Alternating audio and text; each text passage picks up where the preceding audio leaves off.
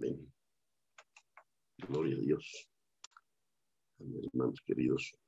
Por favor, ¿se escucha bien? Sí. Sí. Ok, gracias. Con todo el volumen. Para que no nos pase pues los jueves. Bueno, entonces, un saludo para todos. Tengan un excelente día en este 13 de junio del 2021. Amén. Entonces, os digo un saludo cordial.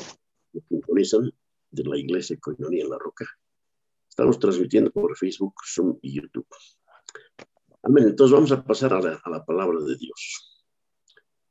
Que el Señor nos bendiga a todos los oyentes. Esa es nuestra oración. Hemos visto desde el comienzo de la mañana que Él es bueno, ¿no? Dios es muy bueno. Amén. Segunda Timoteo 2, 8 al 10, por favor. Segunda Timoteo 2, 8 al 10.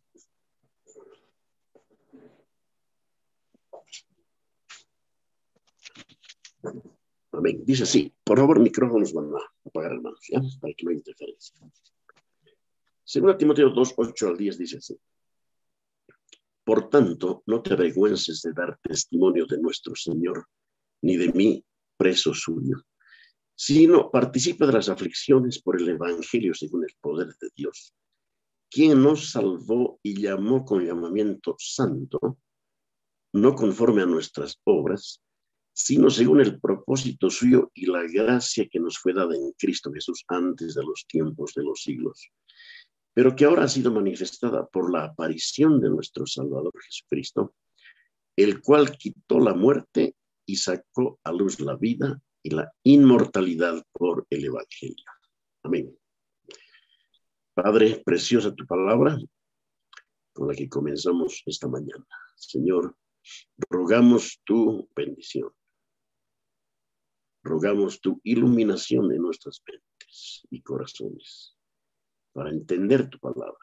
Haznos entender, Señor, para ponerla por obra y para dar tu gloria por ella, Señor bendito. Gracias. Gracias te sean dadas con todo el corazón. En el nombre de Jesús. Amén. Amén, hermanos. El tema de hoy es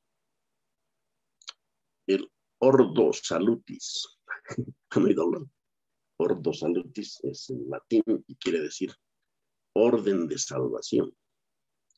Y esta orden de salvación se refiere justamente a un orden, ¿no? Hay varios elementos que hemos estado viendo en las últimas semanas y en otras enseñanzas, que hay varios elementos que concurren en nuestra salvación. Y cada uno, hermanos, es una joya en sí mismo, es una cosa preciosa. Y hay un orden. No está necesariamente absolutamente claro para nosotros, para los teólogos, una que otra diferencia, hermanos. Básicamente hay un consenso, ¿no? Vamos a ver cómo esto se desarrolla. El Ortus Salutis, o el orden de salvación. Esta es una pequeña introducción a la soteriología reformada. Soteriología. Habla del soter, que es Salvador, y soteriología, la doctrina de la salvación. El pueblo creyente, el pueblo protestante, confiesa gozosamente que la salvación es del Señor. Dios es el que salva al impío. Amén. Dios es el que salva al impío. O como dice otro pasaje de la Escritura, dice, de Jehová es la salvación. Amén. De Jehová es la salvación. Amén. En el texto introductorio hemos leído que el Señor Jesús ha manifestado su aparición en el Salvador, como el Salvador Jesucristo, el Salvador, nuestro Salvador. Amén. Nuestro Salvador ya se ha manifestado, hermanos, hace varios siglos, ¿no? Entonces vamos a comenzar en este orden por elección y predestinación. Cada elemento, no necesariamente van a estar todos, pero cada elemento de los que vamos a tocar esta mañana tiene una pequeña definición y los versículos infaltables, hermanos, que son el sostén de toda doctrina, la Escritura, la Sagrada Escritura. Elección y predestinación, hermanos, son fundamentales en la salvación. Y como estamos hablando de un orden, nos vamos a ir lo más allá, lo más atrás posible. Entonces estamos en el campo de la eternidad, porque toda elección y predestinación ha acontecido en el corazón de Dios en la eternidad. Decimos también en la eternidad pasada, ¿no? Hablamos de la eternidad pasada, luego el tiempo y luego la eternidad futura. Esos son términos técnicos nomás para ubicarnos, hermanos. Entonces, nuestra salvación empezó aún antes de que el mundo existiera. Dios escogió a los suyos en Cristo antes de la fundación del mundo. También debemos decir y podemos, Dios escogió a quienes irían a ser suyos, pero en la mente de Dios ya éramos suyos. Ahora, o sea, su pueblo, ¿no? ¿Por qué Dios decidió salvar a su pueblo?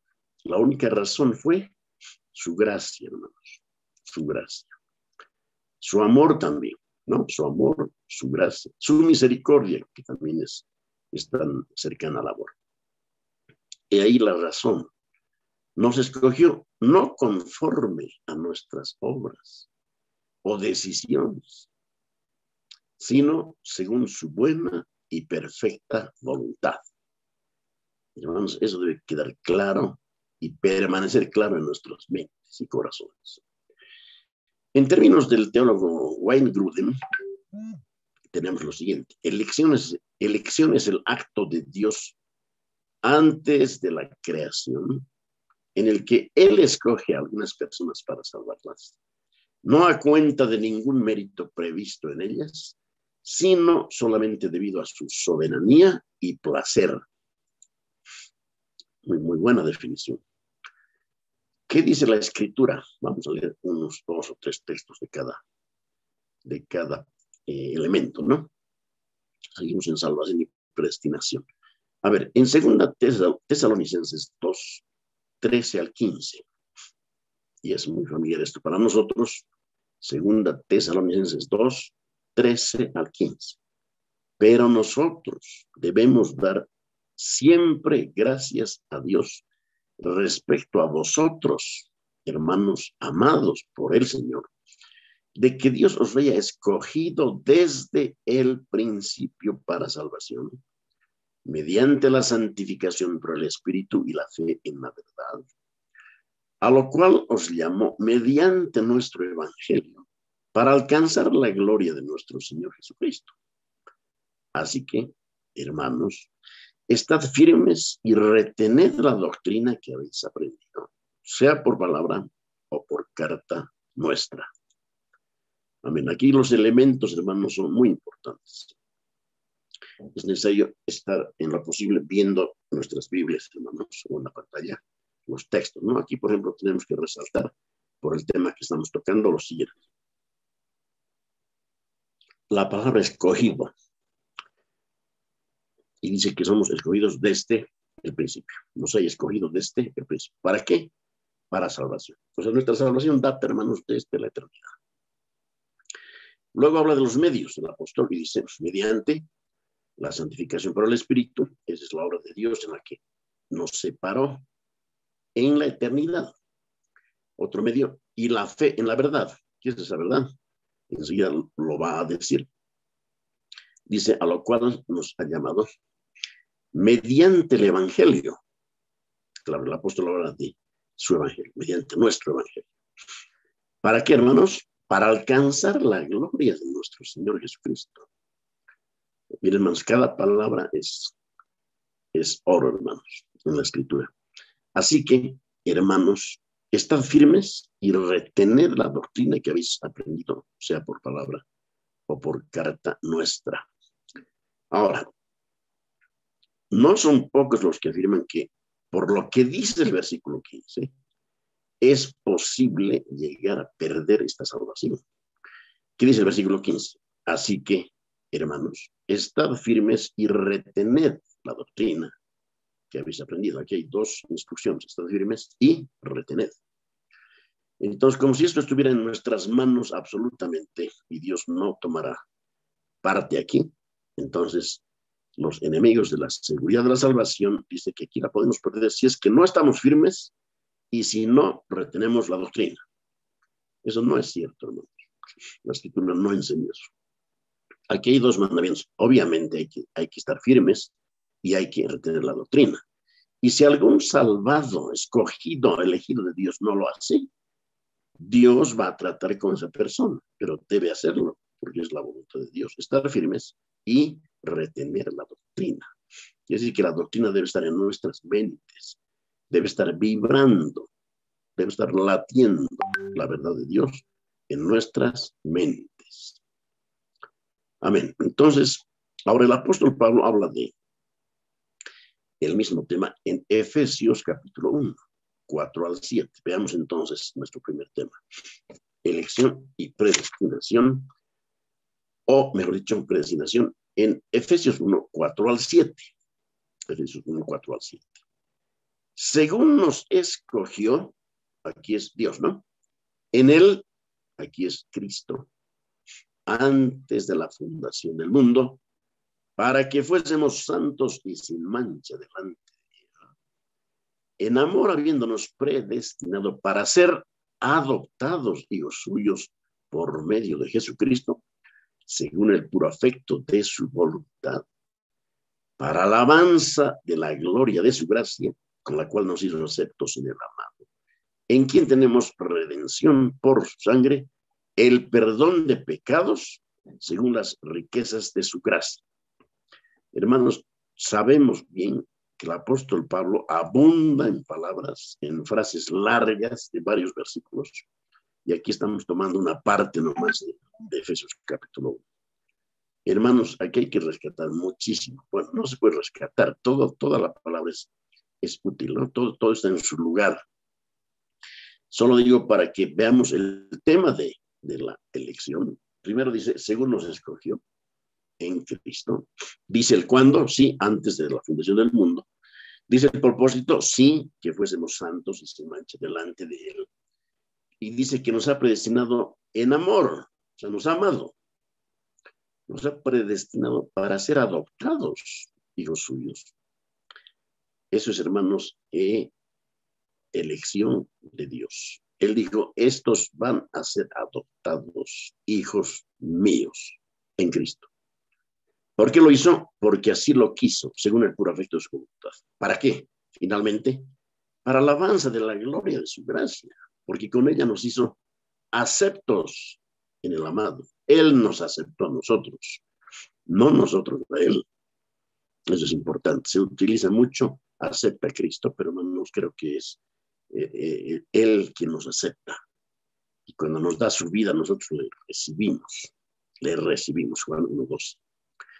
Después dice, hermanos, en quien tenemos redención por su sangre. Ahí está la cruz, hermanos.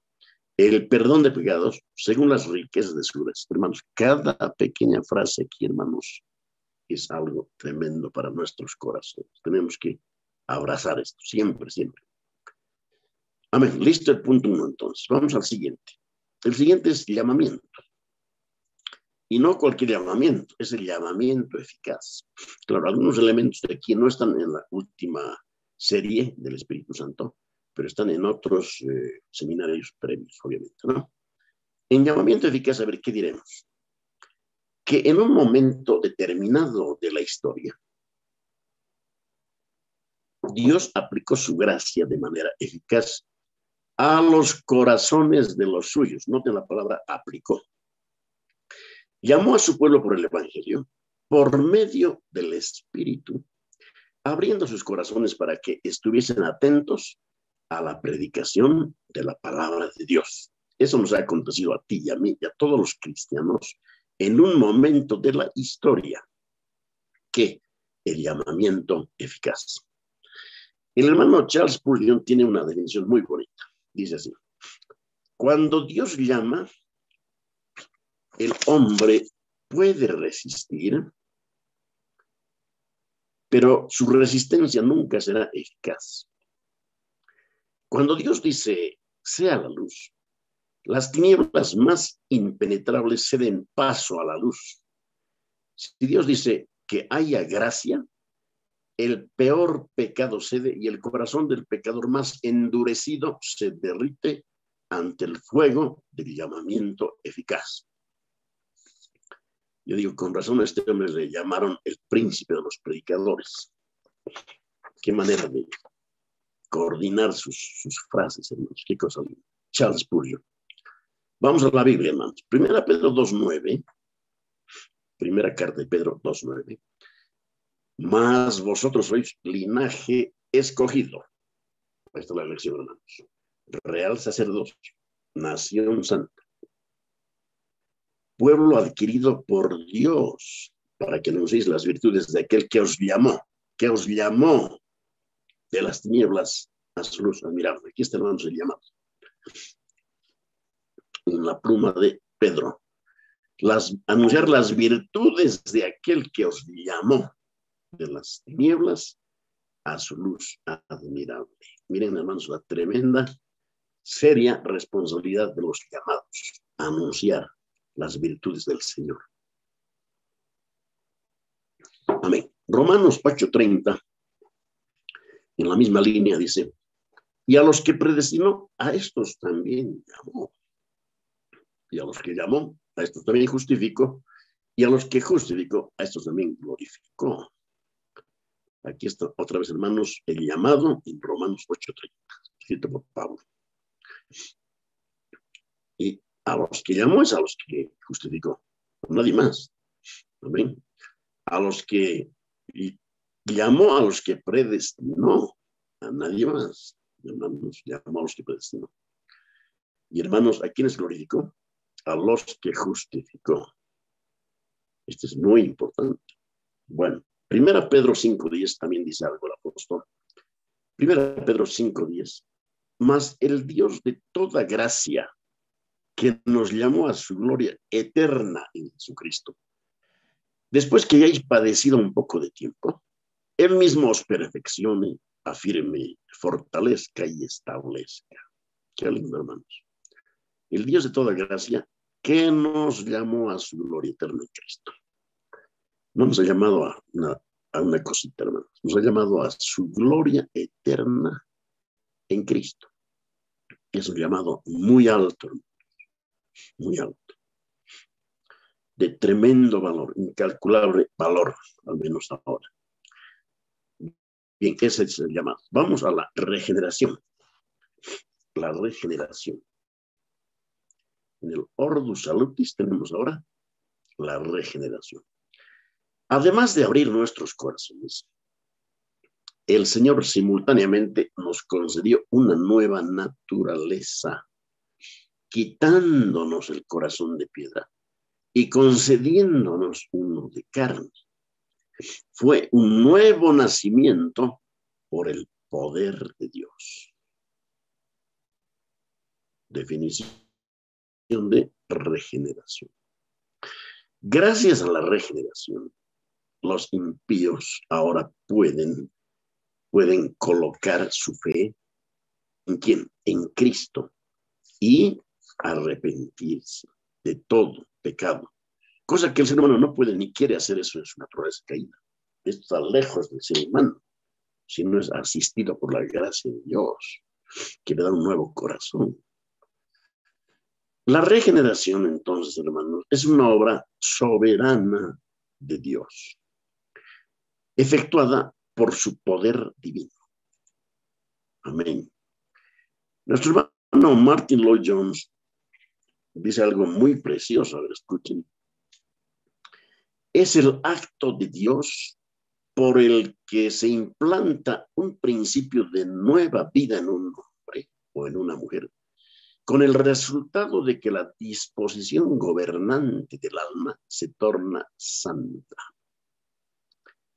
¿Qué tal? ¿Se ha percibido o no? Una vez más, dice el hermano Martin Lloyd Jones que la regeneración es el acto de Dios por el que se implanta un principio de nueva vida en un hombre o en una mujer, con el resultado de que la disposición gobernante del alma se torna santa. Y nuestro corazón dice, pues, un amén, pero enorme, hermanos, con todas nuestras fuerzas. Eso es cierto. Eso es cierto. Ezequiel 36, 26 al 27. Os daré corazón nuevo y pondré espíritu nuevo dentro de vosotros. Y quitaré de vuestra carne el corazón de piedra y os daré un corazón de carne. Y pondré dentro de vosotros mi espíritu y haré que andéis en mis estatutos y guardéis mis preceptos y los pongáis por obra. Aquí el profeta ha dicho que Dios nos daría un corazón nuevo. Fuera el corazón de piedra, adentro un corazón de carne. ¿Para qué, hermanos? Para obedecerle. Y las palabras del versículo 27, y haré que, son pues fundamentales. Y haré que, eso es gracia, hermanos. Es la gracia que ya se ha anunciado en el viejo pacto. Y haré que andéis en mis estatutos y guardéis mis preceptos y los pongáis por obra. Bendito Dios, hermanos, Él hace eso. Tito 3:5. Nos salvó, está hablando de Dios, no por obras de justicia que nosotros hubiéramos hecho, sino por su misericordia, por el lavamiento de la regeneración y por la renovación en el Espíritu Santo. Aquí está, hermanos, regeneración. Es un lavamiento profundo, hermanos, la regeneración. Entonces, hermanos, eso es salvación. En la salvación hay un elemento que se llama, hermanos, regeneración. Muy importante, porque ha habido un cambio en nuestro interior, ha habido una provisión de nueva naturaleza.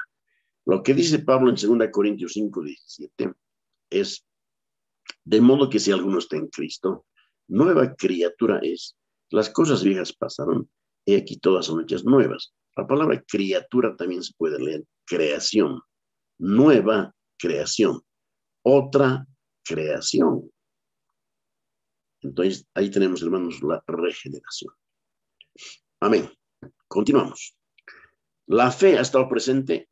Claro que sí. La fe ha estado presente en nuestra salvación, hermanos. Imprescindible. Amén.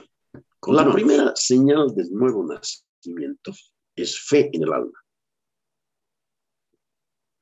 Y es fe salvadora. Es una fe que le cree a Cristo, que abraza al Señor de manera tierna, que persevera en medio de las aflicciones, circunstancias adversas, persevera hasta el fin y que se deleita en todo lo bueno y lo santo. Amén. Esta clase de fe salvadora es un regalo celestial, hermanos, concedido por Dios. Él concede la fe. Nadie tiene fe de sí mismo. Él concede la fe. Nadie puede jactarse de nada que no sea la gracia de Dios. Nos jactamos en la gracia de Dios, por supuesto. Nos gloriamos en la gracia de Dios, claro que sí. ¿En qué más? Porque aparte de la gracia de Dios, ¿qué tenemos? A ver, nada. Nada. Acuérdense de este versículo, 1 Corintios 4:7. Porque ¿quién te distingue? Dice el apóstol. ¿O qué tienes que no hayas recibido? Y si lo recibiste, ¿por qué te glorías como si no lo hubieras recibido? Hermanos, esto es un error muy grave. Decir que yo tengo fe porque yo soy yo, eso es una soberbia. ¿Cómo es eso de que tengo fe por mí mismo? No, la fe me ha sido dada. Este mismo versículo en 1 Corintios 4:7, leyendo en Dios habla hoy, escuchen qué interesante. Pues, ¿quién te hace mejor que los demás? ¿Y qué tienes que Dios no te haya dado? Y si Él te lo ha dado, ¿por qué presumes como si lo hubieras conseguido por ti mismo? Preguntas agudas del apóstol, hermanos, a un pueblo descuidado, o algunos por lo menos descuidados. que no están recordando que la gracia de Dios es vital en toda nuestra existencia. ¿Qué podemos hacer sin gracia? Nosotros no, nada, en absoluto, nada. Amén. Efesios 2, 8 al 10. Porque por gracia sois salvos por medio de la fe. Aquí está, hermanos, por medio de la fe. Y esto no de vosotros, pues es don de Dios. No por obras, para que nadie se gloríe. Porque somos hechura suya, creados en Cristo Jesús para buenas obras, las cuales Dios preparó de antemano para que anduviésemos en ellas. Ahora aquí hay dos elementos fundamentales en Efesios 2, 8 al 10. Al comienzo dice, porque por gracia sois salvos por medio de la fe. Entonces tenemos la gracia y tenemos la fe. Y ahorita estamos tratando de la fe. Hay una diferencia entre gracia y fe, por supuesto. La gracia, hermanos, es la causa eficaz o eficiente de nuestra salvación. Por eso dice, porque por gracia sois salvos. No dice por fe sois salvos. Por gracia sois salvos. Y continúa por medio de la fe. Entonces, mientras la gracia es la causa eficiente de nuestra salvación, la fe es la causa instrumental. Dios ha dicho, tiene que ser por fe, y ha provisto la fe a cada uno de nosotros. ¿Ven? Qué lindo esto, hermanos. Entonces, Pablo tiene algo que decir a los romanos a este respecto en Romanos 9:30. ¿Qué, pues, diremos? Que los gentiles que no iban tras la justicia han alcanzado justicia, es decir, la justicia que es por fe. Escuchen esto, hermanos, porque está hablando directamente de nosotros, los gentiles, o sea, los no judíos. ¿Qué dice de estos? Que no íbamos tras la justicia. Y sin embargo, hemos alcanzado la justicia. Es decir, ¿qué justicia? La justicia que es por fe. Amén. La justicia que es por fe. Hermanos, que la fe es muy importante, es inexcusable. No puede estar ausente. La fe que Dios nos dio. Amén. Pasamos a otro elemento. Arrepentimiento. Tiene que haber arrepentimiento, por supuesto, hermanos. Entonces, el arrepentimiento es fundamental a la fe que salva. Veamos. La fe y el arrepentimiento son los dos lados de la moneda de la conversión. ¿Ok?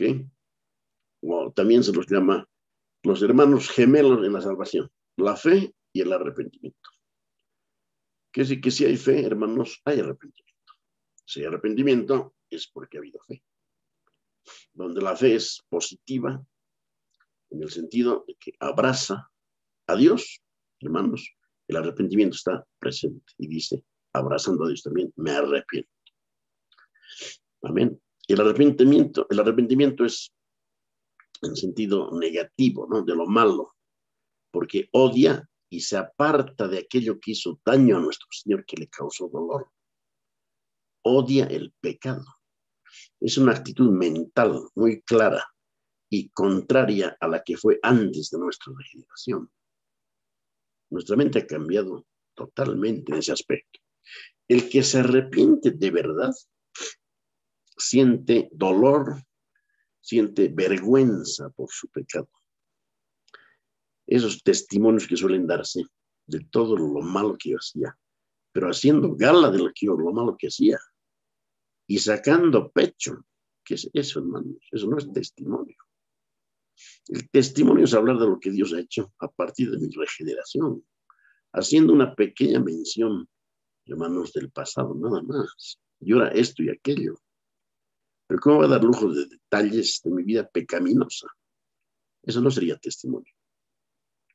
Entonces, el hombre o mujer arrepentidos tienen vergüenza por su pecado. Confiesan su pecado, su iniquidad, ¿no? E ingresan, pues, hermanos, a una reforma de vida a nivel interno y externo, ¿no? Y tiene una nueva motivación por la contemplación de la bondad de Dios revelada en el Evangelio. O sea que el arrepentimiento, hermanos, es vital en la salvación. Vamos a la Biblia. Hechos capítulo 2, versículos 37 y 38. Al oír esto, se compungieron de corazón y dijeron a Pedro y a los otros apóstoles: varones hermanos, ¿qué haremos? Pedro les dijo: arrepentíos y bautícese cada uno de vosotros en el nombre de Jesucristo para perdón de los pecados, y recibiréis el don del Espíritu Santo. A la pregunta de los convictos de pecado del pueblo de Israel ahí en Jerusalén, a la pregunta ¿qué haremos? Pedro lo primero que dice es: arrepentíos. Y a continuación, y bautícese cada uno de ustedes en el nombre de Cristo. Hermanos, primer llamado siempre ha sido así, de Juan Bautista, de Cristo y de los apóstoles, que arrepentíos y creed en el Evangelio. Arrepentíos y creed en el Señor Jesucristo. El resumen del ministerio de Pablo en Hechos 20-21 dice: fe en Cristo es lo que yo he predicado, fe para con Dios y arrepentimiento. Es como un resumen, hermanos, tremendo de todo el ministerio de un cristiano. Amén. Hay que predicar eso: arrepiéntete. No se predica el amor de Dios del evangelismo, se predica la ley de Dios, ¿no? Para que la ley ponga de relieve el pecado de la persona y Dios le conceda, si quiere, convicción de pecado y clame a Dios por salvación. En el versículo 1 dice: por aquel mismo tiempo fueron unos a ver a Jesús y le contaron lo que Pilato había hecho. Sus soldados mataron a unos galileos cuando estaban ofreciendo sacrificios, y la sangre de esos galileos se mezcló con la sangre de los animales que sacrificaban. Esto es, hermanos, Lucas 13, ¿ya? Lucas 13. Lucas 13. Aquí estaba explicando, porque el lenguaje no es muy sencillo aquí. A ver, noten en Reina Valera, Lucas 13, 1-5. En este mismo tiempo estaban allí unos que le contaban acerca de los galileos, cuya sangre Pilato había mezclado con los sacrificios de ellos. Respondiendo Jesús les dijo: ¿pensáis que estos galileos, porque padecieron tales cosas, eran más pecadores que todos los galileos? Os digo, no. Antes, si no os arrepentís, todos pereceréis igualmente. O aquellos 18 sobre los cuales cayó la torre de Siloé y los mató, ¿pensáis que eran más culpables que todos los hombres que habitan en Jerusalén? Os digo, no. Antes, si no os arrepentís, todos pereceréis igualmente. Hermanos, es vital entonces el arrepentimiento. Amén. Sin arrepentimiento no hay salvación. El que ha sido justificado, hermanos, procede a arrepentirse. El que ha recibido fe, procede a abrazar a Cristo y odiar el pecado en arrepentimiento. Amén. Sigamos con justificación. Justificación. Una vez que nace fe en el corazón de un creyente, Dios le justifica legalmente. Amén. Ya que Dios decreta su estado justo en base a la obra impecable del Señor Jesucristo, no hay más condenación para aquel que cree. ¿Qué les parece? Amén. Dios justifica legalmente. Entonces, ¿cómo es la condición actual? Está muerto a la ley de Dios en el sentido legal de la palabra, en el régimen de la letra o en el aspecto de la condenación. Por eso ya no hay condenación. Es imposible que perezca un justificado, porque Cristo pagó la deuda de todos aquellos que son de la familia de la fe. Dios pagó. El hombre mira ese acto, cree, y Dios lo declara justo sin haber hecho él nada. El hombre no ha hecho nada. Romanos 5:1. Justificados, pues, por la fe, tenemos paz para con Dios por medio de nuestro Señor Jesucristo. Ahí está, hermanos. Justificados, pues, por la fe. Nadie se justifica por obras, es por la fe. En la obra perfecta del Señor Jesucristo. Su persona y su obra. Amén. Vamos a ver una reciente declaración de, ¿cómo se llama este ministerio? Ligonier, del hermano R.C. Sproul, ¿se acuerdan? El hermano R.C. Sproul, su ministerio era en Ligonier sobre Cristología el año 2016. Dio una definición excelente de esta doctrina. Y es breve, hermano, quizás esté resumida. Dice así. Afirmamos que la doctrina de la justificación solo por la fe consiste en que un pecador es declarado justo delante de Dios solo por la fe en la persona y la obra de Cristo, sin ningún mérito u obra personal. Afirmamos, además, que negar la doctrina de la justificación solo por la fe es negar el Evangelio. Artículo 14. Bueno, nosotros debemos saber o recordar que la institución católica romana niega la justificación solo por la fe. Ellos enseñan la justificación por fe y obras. Nosotros enseñamos, porque creemos la palabra, en la justificación solo por la fe. Que después vienen las obras es evidente, pero es otro tema. La justificación es solo por la fe. Jamás olvidemos esto. Yo soy un justo delante de Dios porque Él me ha declarado justo. Porque he mirado con fe a Cristo y su obra. Y esa fe, ¿quién me la dio? Cristo mismo, hermanos. Porque ese es un don de Dios. Así es la justificación. Vamos a adopción, que debe estar el tema fresco. Adopción. Es un acto de la gracia de Dios, distinto y adicional a los otros actos de gracia que forman parte de la aplicación de la redención. No es superfluo enfatizar esto porque conlleva sus propios privilegios peculiares. Recordemos que no es lo mismo que justificación o regeneración, aunque están relacionados. Estoy diciendo que adopción no es lo mismo que justificación o regeneración, aunque están relacionados. Por la adopción, los redimidos llegan a ser hijos e hijas del Señor Dios Todopoderoso. Son incorporados a la familia de Dios y reciben sus privilegios. Hemos dicho en la anterior semana que adopción se relaciona inmediatamente con hijos, hijas, hijo, hija, ¿de acuerdo?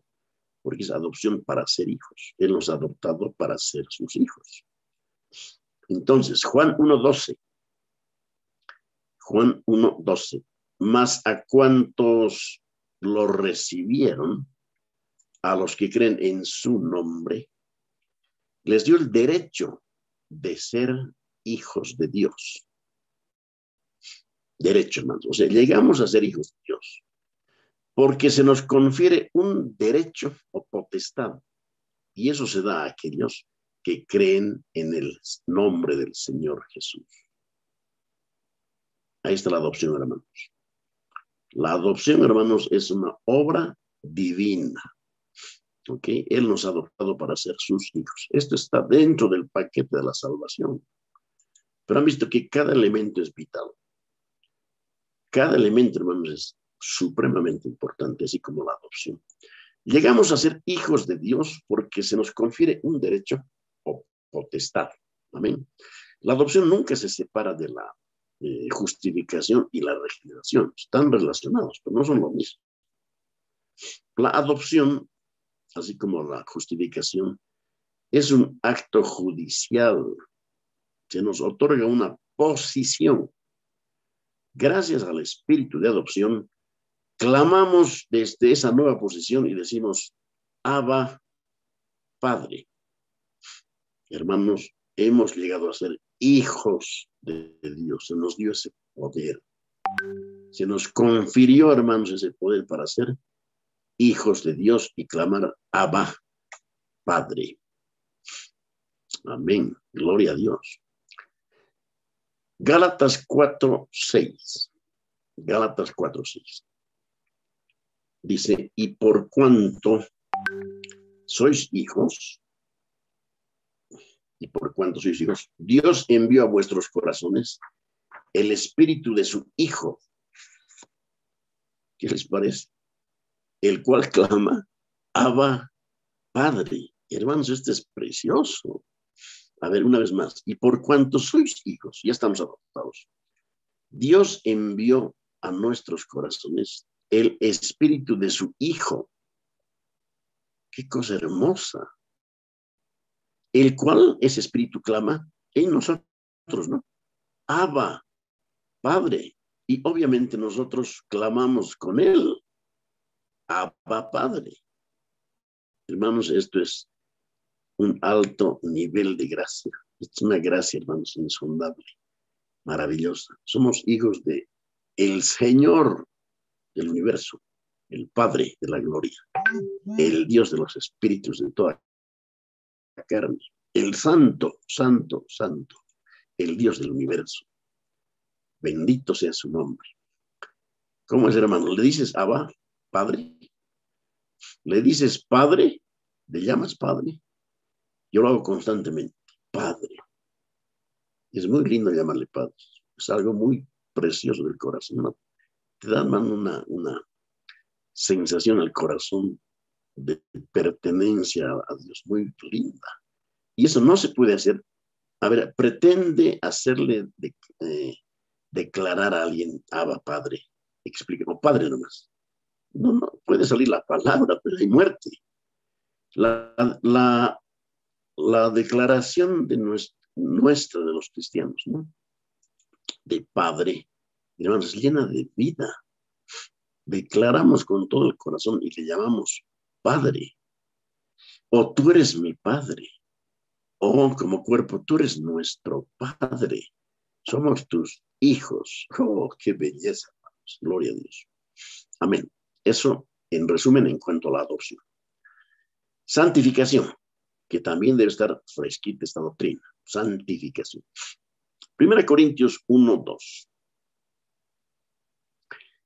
1 Corintios 1:2 dice, a la iglesia de Dios que está en Corinto, a los santificados en Cristo Jesús, llamados a ser santos, con todos los que en cualquier lugar invocan el nombre de nuestro Señor Jesucristo, Señor de ellos y nuestro.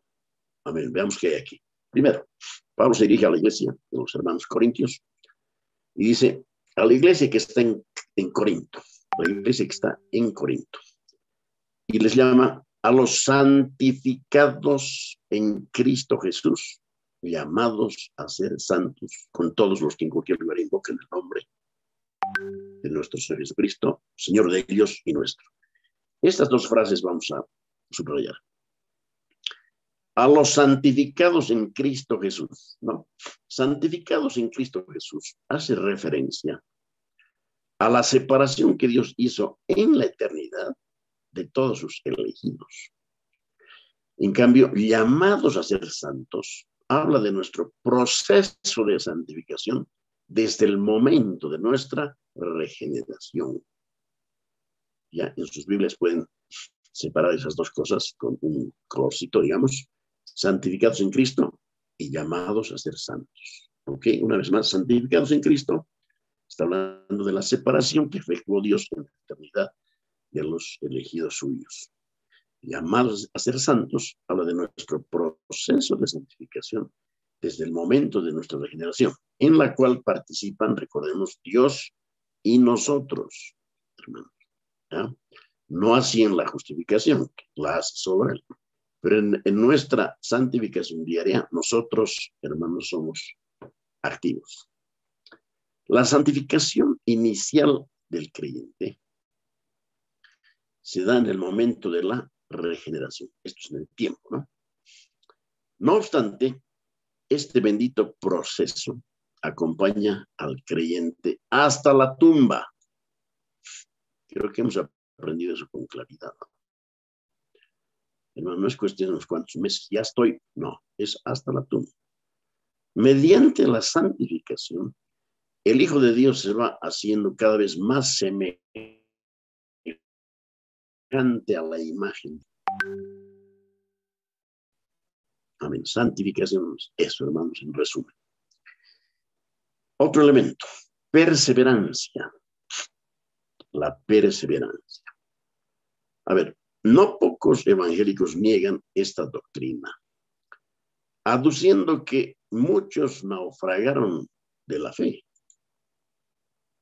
porque la doctrina de la perseverancia dice claramente, por la Escritura, que todo hijo de Dios, o sea, todo ser humano que ha sido escogido por Dios, regenerado en el tiempo, va a perseverar hasta el final. Eso está enseñando en la Escritura, pero no podemos ahorita entrar en este tema, que ya conocemos, ¿no? Entonces, algunos dicen, no, esto no puede ser así, porque muchos han naufragado de la fe, y es cierto, pero ¿quiénes han naufragado? Entonces, a fin de ubicar la doctrina de la perseverancia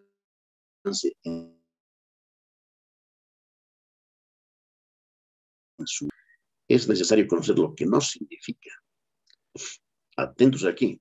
No es cierto decir que el creyente está seguro de su salvación por más que peque y sea infiel. Una vez más, no es cierto decir, no es correcto decir que el creyente está seguro de su salvación por más que peque y sea infiel. Esto quiere decir entregándose al pecado. Tal combinación es imposible. Un creyente, aunque peca, no puede abandonarse al pecado para quedar bajo su dominio. Y he dicho, no puede. Esto no es posible. Y esto lo conocemos por, a ver, 1 Juan 3:9, que dice así. 1 Juan 3:9. Todo aquel que es nacido de Dios no practica el pecado, porque la simiente de Dios permanece en él y no puede pecar porque es nacido de Dios. Este no puede pecar, quiere decir exactamente lo del principio, no puede practicar el pecado. Esto es entregarse al pecado. Eso no es posible, eso no es una exhortación, esa es la declaración de una imposibilidad, hermanos. Ya, de una imposibilidad. Amén. Entonces, ese es el tema de la perseverancia, ¿no? La perseverancia del creyente. Decir que el creyente está seguro, sin importar el grado de su adicción al pecado, convierte la gracia de Dios en libertinaje. Los santos han de perseverar hasta el fin. Nadie es salvo aparte de su perseverancia, la cual es la evidencia de la nueva vida. Mateo 24:13. Mas el que persevera hasta el fin, este será salvo. Ok, ahora atentos aquí. Este versículo no está diciendo que uno es salvo por causa de la perseverancia. No, simplemente está señalando a la perseverancia como la evidencia de la nueva vida en esa persona. Mas el que persevera hasta el fin, este será salvo. Al fin, ¿no? Finalmente será salvo. O sea, al final aparecerá como salvo. Esa es la idea aquí. Amén. No está hablando de salvación por obras, porque iría en contra de toda la doctrina, todo el edificio de la salvación por gracia. 1 Pedro 1, del 4 al 5.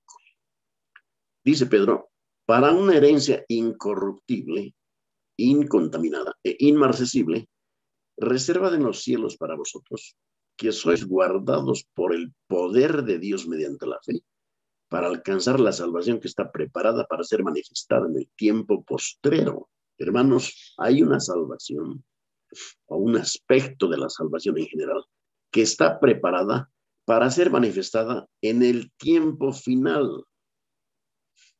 ¿Ok? Ahora, esa salvación los cristianos la hemos de alcanzar.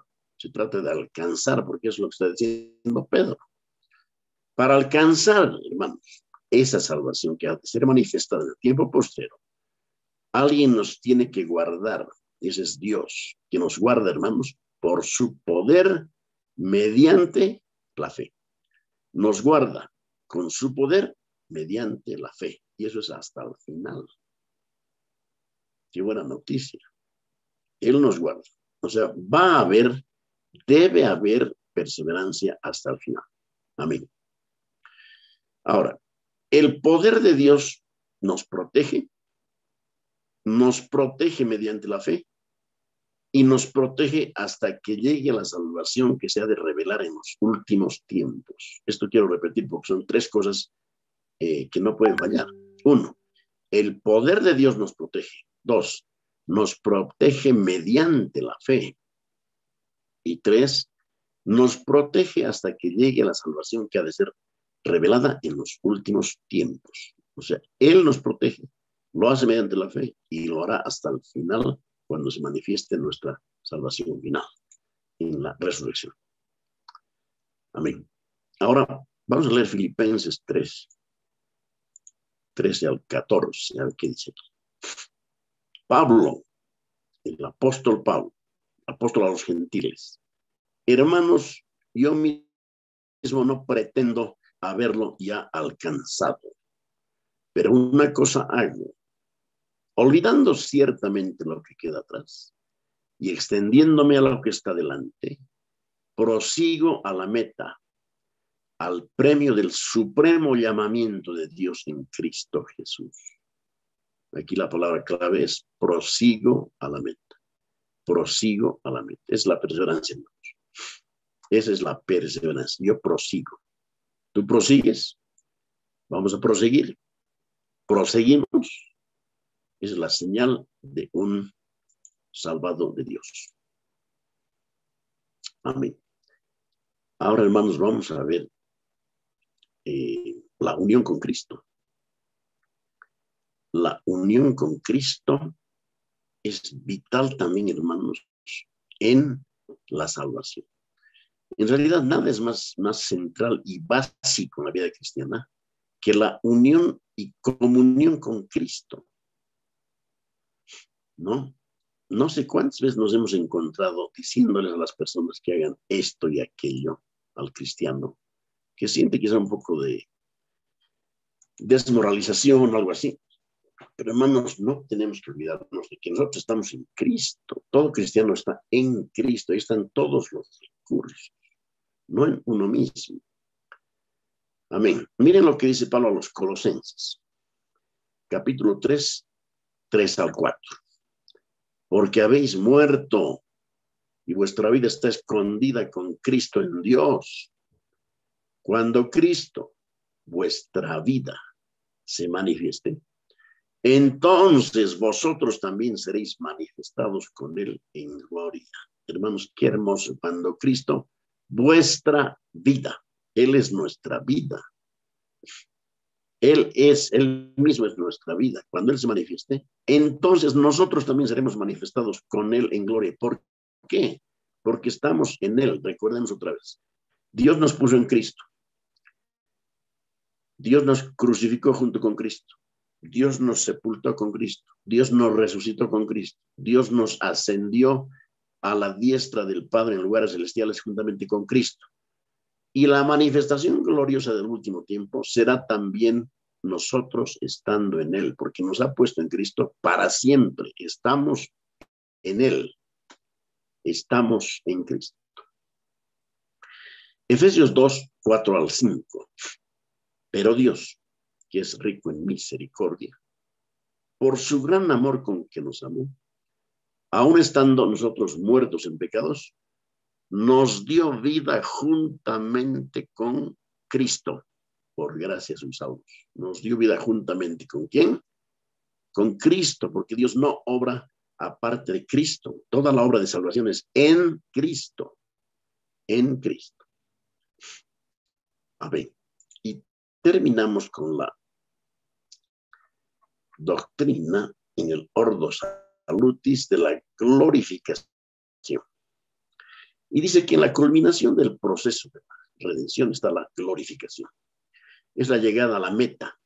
que hablamos hace un ratito, a la meta a la que fuimos predestinados, pues los escogidos de Dios. Y está asegurada por la obra vicaria de Cristo. 2 Corintios 5:8.